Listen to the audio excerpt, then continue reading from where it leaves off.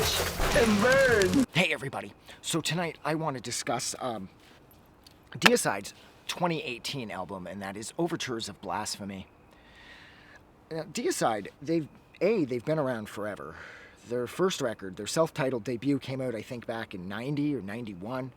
And I was like a satanic as fuck little kid, so once I discovered Glenn Benton and his promise to commit ritual suicide at 33, I was like, holy fuck, I have to find this guy's band. I tracked down their first one. I think I got their first one at Mo CD for like $5 in Pickering.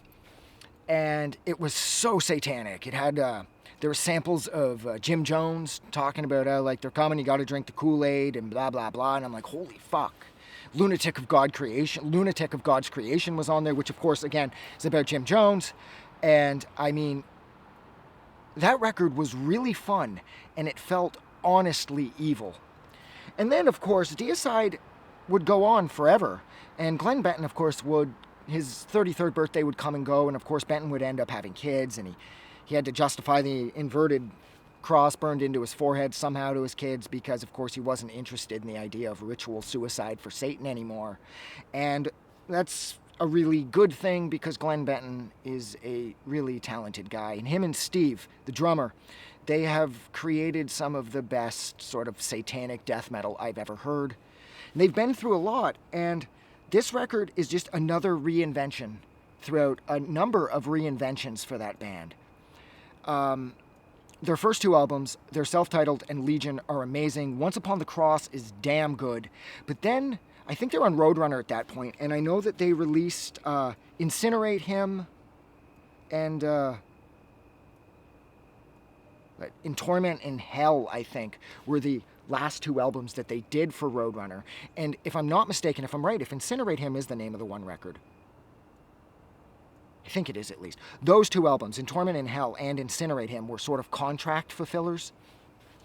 The guys in the band told their fan base to sort of avoid these records because these records would just be sort of mechanical and heartless. They were just there to fulfill what was left of their contract with Roadrunner Records, who they no longer wanted to be associated with. Now, I will say, those two records, they have their moments. But yeah, they're not the greatest. But then, throughout this, they released Scars of the Crucifix out of nowhere, and I believe that was on Earache. And that record was fucking killer. Again, they sounded like kids.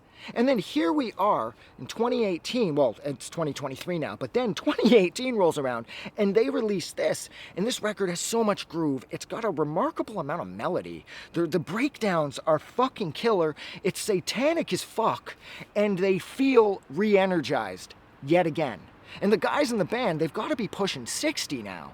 And it seems like every handful of releases, out will come a Deicide record that will totally sort of re-cement them as one of the giants in the field, and it will sort of reinvigorate their fan base.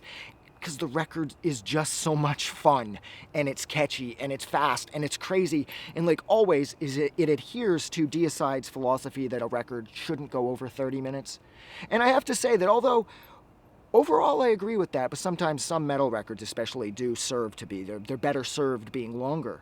But I do love that sort of punk rock take on things, where no matter how many songs Deicide will put on a record, they'll make sure that it'll clock in under 30 minutes. Yeah, I mean, it seems like every so often there's every few records from Deicide, this one-off record is released, like Overtures of Blasphemy or Scars of the Crucifix, where they seem young again. They seem like re-energized, and it's like they're fun, they're punchy, they're crazy, they're satanic as fuck, and it doesn't feel paint by numbers, which could happen at this point in a band's career, considering that these guys have been around forever. It just seems like when even Deicide is releasing records just to fulfill contracts, like In Torment in Hell, the record's still not bad. And then when they release records like this that they totally believe in, it's like they're fucking 19 years old again, and this record just fucking tears. And that's where I'm leaving it.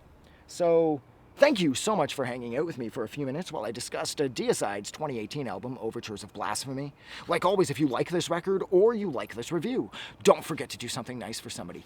But most importantly, please don't forget that the world is actually a better place because you're in it. I'm gonna go. Have a good night.